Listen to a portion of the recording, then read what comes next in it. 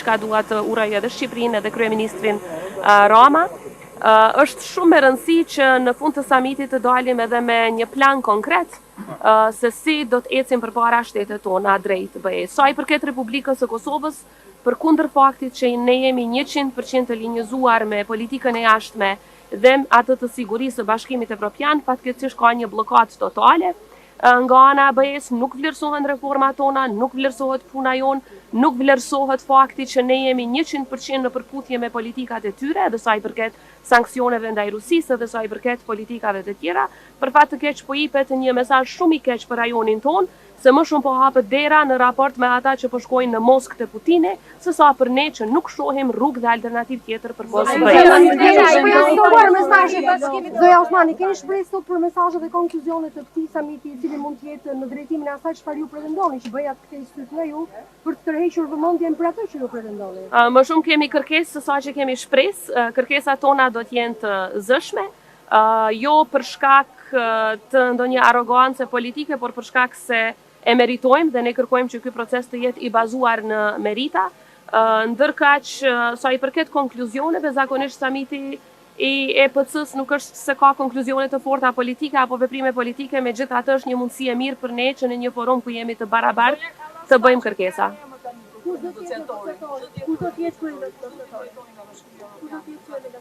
Është zoti Sorensen, ai tashmë është emëruar dhe kemi, unë si presidente kam pasur 2 takime jashtëzakonisht të mira me të, ka qenë në Prishtinë 2 herë.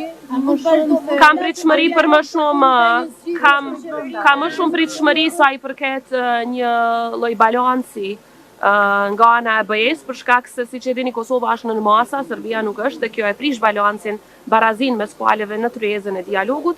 Kam më shumë shpresë që edhe nga zonja Kallas, edhe nga përfaqësuesi i ri për dialogun do të shtyhet më shumë përpara heqja e masave dhe trajtimi i barabartë i palëve. Ne do të jemi konstruktivë të angazhuar bashkët me zotin Vučićin. Zoja Osmani, sa ndikon situata e brendshme në Kosovë? Mund të vazhdoj dialogu sa kohë që nuk keni zgjedhur ndërçin në qeverinë e Kosovës?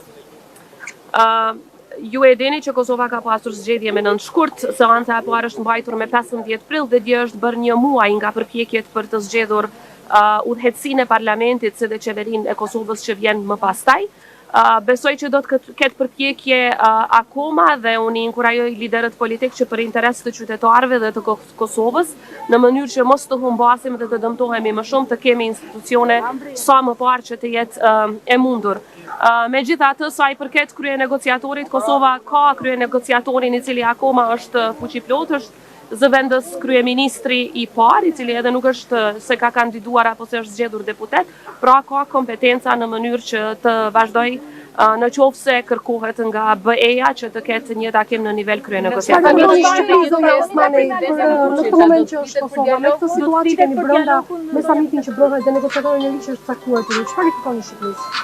Nga Shqipëria kërkojmë që të vazhdoj përkraja në raport me Republikën e Kosovës në disa aspekte. E para, që të vazhdoj të jetë e zëshme, siç ka qenë kryeministri Rama deri tani për heqjen e masave të padrejta ndaj Kosovës, dhe e dyta që të flas sa më shumë dhe sa më zëshëm me shtetet që akoma nuk e kanë njohur Kosovën, në mënyrë që ato ta bëjnë një gjë të tillë, sepse mos njohja, sidomos nga shtetet anëtare të BE-s, po e dëmton jashtëzakonisht shumë Kosovën. Jo, dialogu s'do të jetë temë sot, sepse ky është forum multilateral siç e dini. Faleminderit shumë. Do keni takime të kërkohet nga BE-ja një takim? Ka takime dual? Nuk ka. Jo, me Vučićin nuk ka asnjëherë në këtë summit takime dypalshe. Takimet dypalshe ndërmjet Kosovës dhe Serbisë, por edhe me ndërmjetësimin e BE-s, siç e dini zhvilluan në Bruksel. Kështu që ky është një forum multilateral ku ne si Republikës së Kosovës synojmë më shumë të takohemi me liderët e tjerë, sidomos ata që duhet t'i bindim që të largojnë masat e padrejta ndaj Kosovës. Mendoni fakti që po bëhet për herë të parë në Tiranë një samit i tillë dhe që ju jeni prezent tashmë edhe pse keni ngërç mes Serbisë dhe Kosovës? Ne gjithmonë jemi prezent në këtë summit, Kosova gjithnjë është prezent edhe në EPC dhe në summitin BE Ballkan Perëndimor. Ajo çfarë na favorizon këtu është se po shpresoj shumë që fakti që mbahet ky summit në Tiranë jap një zëmë të fuqishëm rajonit ton dhe edhe një zëmë të fuqishëm edhe Tiranës, jo vetëm Prishtinës, që të flas edhe për heqjen e masave të padrejta ndaj Kosovës, por edhe siç e përmenda për njohjen nga shtetet që akoma nuk e kanë bërë këtë në raport me Kosovën. Ja bët këtë kërkesë Bashkimit Evropian mbrëmjen Patjetër që po, edhe mbrëmjen e djeshme, edhe më herët, edhe çdo ditë e bëjmë këtë kërkesë, sepse të gjitha kërkesat në fakt që BE-ja ka pas raport me Kosovën, sa i përket heqjes së masave, ne i kemi plotësuar dhe në qershor bëhet një vit që edhe vetë përfaqësuesi i BE-s zakonisht nuk ka përgjigje, kërkojnë gjëra kështu shumë abstrakte, deeskalim. Në fakt ne nuk jemi ata që kemi eskaluar situatën, por edhe pse nuk e kemi krijuar atë situatë në veri të Kosovës, Kosova ka ndërmarrë hapat që janë kërkuar nga marrëveshja e Bratislavës dhe edhe vetë zoti Borrell që ka qenë HRVP më herët ka propozuar që të hiqen masa duke u bazuar në plotësimin e kritereve nga ana. A kishte një qëndrim nga BE-ja për sa i përket vizitës së presidentit Vučić në Rusi? Nga disa kishte, nga disa nuk ishte, ose më mirë të them nga disa kishte qëndrim të ashpër, nga disa për fat të keq ka qëndrim arsyetues, që është jashtëzakonisht dëmtuese dhe dërgon mesazh të dëmshëm për gjithë rajonin, jo vetëm për ne. Faleminderit gjithëve.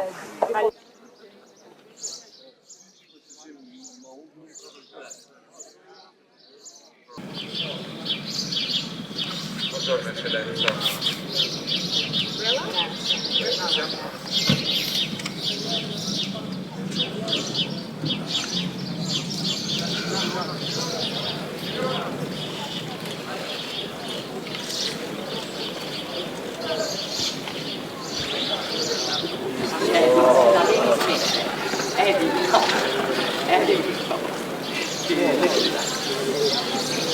He only does it to be tall as me.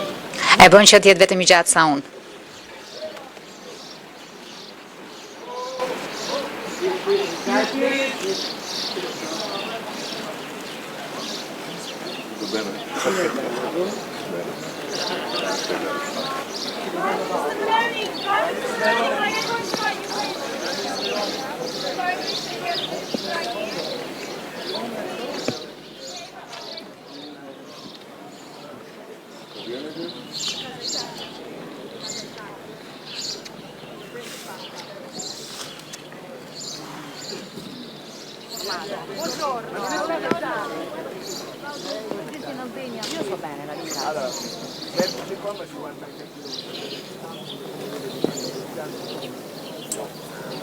Non sono lavori.